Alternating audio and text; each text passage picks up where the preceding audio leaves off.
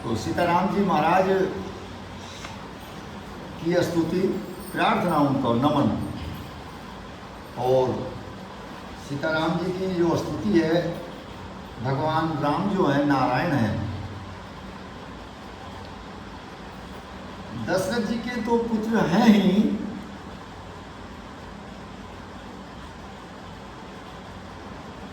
केवट एक जगह कह रहे हैं, ये कुछ चीजें कभी कभी याद आती हैं। सोई कृपाल जिन केवट नहीं हो रहा। अरे ये वो वाले कृपाल हैं जिन्होंने केवट को नहीं हो रहा था, केवट को पाल लगाया था। केवट ने पाल नहीं, केवट को जिन्होंने पाल लगाया था, जो केवट से मिले थे, ये वो नारायण हैं, ऐसा बोल रहे हैं। और भगवान के एक बड़ी विशिष्ट बात, भगवान के मर्म को कौन जान सकता है? बहुत मुश्किल हो जाता है। ऋषि जन मुनि जीवन लग जाता है, लेकिन जीवन लगने के बाद भी उसमें पूरा तन मन शरीर पूरा जीवन उसमें व्यतीत हो जाता है, लेकिन भगवान को नहीं जाना जा सकता। प्रभु को, परमात्मा को, नारायण को नहीं जाना जा सकता। लेकिन केवट जान गया उनके मर्म को, भगवान के। उसने लिख दिया है जगह, गोस्वामी तुलसीदास जी ने लिख दिया है, लिखा है कि मांगी नाव ने केवट आना, कहें तुम्हार मर्म में जाना, कि मैं आपके मर्म को जान गया प्रभु। ओह, बड़े बड़े योगी जन, ऋषि जन, कोटि कोटि जन्मों के भजन के प्रताप से, प्रभाव से भी उसके मर्म को जान नहीं सकते, लेकिन वो मर्म को जान गया। केवट था वो चला। केवट का जो स्नेह था और हनुमान जी का, दो लोगों का जो स्नेह है, बहुत ही अति विचित्र है भगवान के, प्रभु के निमित्त। केवट, अच्छा, शुरू में, प्रारंभ में केवट ने बहुत ज्यादा भगवान को परेशान किया है। जब गंगा के पार जाना है ना, तो अनेक प्रकार की, ये विषय तो बहुत अधिक लंबा है, बहुत अधिक परेशान किया है उनको। लेकिन परेशान नहीं, वो इतना उनके साथ रहना चाहता था, उनको हंसाना भी चाहता था। राम जी को हंसा दिया है एक बार, राम जी को हंसा दिया है केवट ने। अब जब राम जी को हंसाया है, तो सीता जी वहीं प्रसन्न हो गई है। तभी अपनी मुद्रिका उतार के दिए कि आज आपने प्रभु को, इनको वनवास हो रहा है, सबको छोड़ के आए हैं, लेकिन आपने मुस्कुराहट ला दी है इनके चेहरे पर, इसलिए आपको मैं मुद्रिका दे रही हूँ उतार कर। तो ये मर्म को जान गया है भगवान के, है बहुत होशियार। शुरू में बहुत ही ज़्यादा परेशान किया है, लेकिन बाद में, अभी प्रणाम नहीं किया इसने प्रारंभ में। अगर प्रणाम कहेगा तो उसको तो अपना वहाँ उसने उनके नतमस्तक हो गया। अभी कुछ नहीं किया है, जब बिल्कुल ही वहाँ उधर पार उतर गए तब प्रणाम किया है। जब किसी को दंडवत किया जाता, प्रणाम कर लिया, तो अब उसे कुछ नहीं कहा जा सकता, उसको कुछ नहीं कहा जा सकता। इसका आपको एक मिसाल बताते हैं हम लोग, उदाहरण बताते हैं।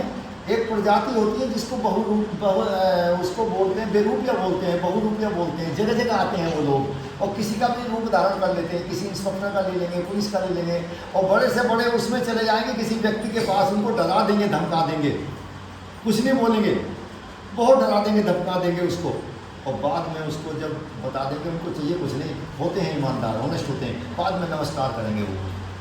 अब नमस्कार करने के बाद में अब नहीं कह सकते कुछ, अपने असली रूप में आ गए। ऐसे ही ये केवट भी अपने बाद में असली रूप में आया। शुरू में तो उसने पूर्ण रूप से उनको बहुत ही सताया है, लेकिन बाद में जब कह दिया कि मैं आपके मर्म को जान गया प्रभु, और अब मेरा आपको प्रणाम है, दंडवत प्रणाम है, साष्टांग प्रणाम किया है। अंत में तो उसने नाव के लिए ये तक कह दिया किया है कि प्रभु फिर आपके पैर जो है गीले होकर इस चरण ये रज में जाएंगे धूल में, तो फिर आपके पैर इसमें हो जाएंगे, इसलिए लेट गया। ये मानस में तो नहीं है वृतांत, लेकिन संत लोग ऐसी एक दो जगह मैंने देखा, स्वयं उनका साथ किया मैंने, वो झांकी ऐसी दिखलाई उन्होंने किया कि केवल लेट गया गंगा के और नाव के बीच में लेट गया है कि अब आप नाव में से उतर के, गंगा में से उतर के अब आप मेरे ऊपर को होके जाइएगा, ताकि आपके पैर दोबारा से इस धूल में, इस चरण जो ये रज है इसमें न हो जाए। आइए ये राम स्तुति आप लोगों के सम्मुख, क्योंकि सुंदरकांड का पाठ किया है। सुंदरकांड से जीवन सुंदर होता है, गृह सुंदर होता है, घर सुंदर होता है। गृह का मतलब जो आपके गृह चलते हैं वो भी सुंदर हो जाते हैं। सारे कांडों का ये कांड एक ऐसा कांड है कि इसमें सारे कांड जितने भी हैं श्री रामचरितमानस में वो स्थानों के नाम पर दिए गए हैं, जीवन के नाम पर। अयोध्या कांड, बाल कांड, किष्किंधा कांड, अरण्य कांड, लंका कांड। लेकिन ये कांड एक ऐसा है कि ये सुंदर कांड, कोई भी इसमें स्थान का नाम नहीं है, क्योंकि इस कांड में ये सुंदर है। ये जितने भी कांड है ना, मनुष्य के शरीर में वास करते हैं। किसी टाइम ऐसा बताएंगे, मनुष्य के जो हिस्से हैं हमारे शरीर में अलग अलग उसमें वास करते हैं ये। तो सुंदरकांड गले में वास करता है, इसलिए सुंदरकांड का सबसे गले से बोला जाता है, इसलिए सुंदरकांड का सबसे ज़्यादा कार्य होता है। सुंदरकांड जो है गले के अंदर वास करता है आपके। आइए गुणगान करते हैं भगवान का, बाला जी महाराज को ध्यान करके। बोलिए सीताराम जी महाराज की जय। श्री रामचंद्र कृपालु भज मन, हरण भव दारुणम्। नवकंज लोचन कांज मुख, कर कांज पद कांजारणम्। कांदार्प अगणित अमित छवि, नवनील नीरद सुंदरम्। पटपीत मानव ताड़ित लोचे सोची, नौमी जनक सुता वैराम। भजदीन बंधु दिनेश दानव, दैत्यवान सनिकानयना। रघुनाथ आनंद कंद कोशालय, चांद दशरथ नंदनम्।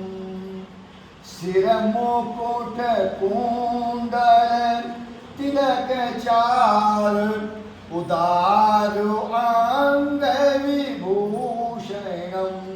अजानुभुज सरचापधर, संग्राम जित कर दूषणम्। इति वदति तुलसीदास शंकर शेष, मुनिमनोरंजना।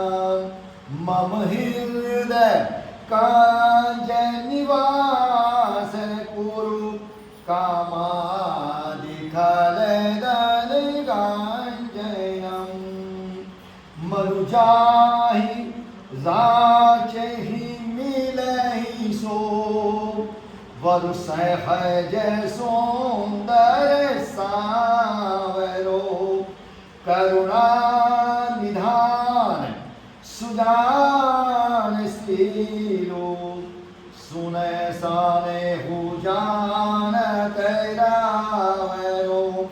एहि भांति गौरी असीस सुनि सिय, साहित ही हरसियाली। तुलसी भवानी पूजी, पुनि पुनि मोदित मन मंदिर चले। सीताराम सीताराम सीताराम सीताराम सीताराम सीताराम सीताराम सीताराम। जान गौरी अनुकूल सिय हिय हर्ष न जाय कहीं। मंजूर मंगल मूल माम अंग फरकने लगे। सीताराम सीताराम सीताराम सीताराम सीताराम सीताराम सीताराम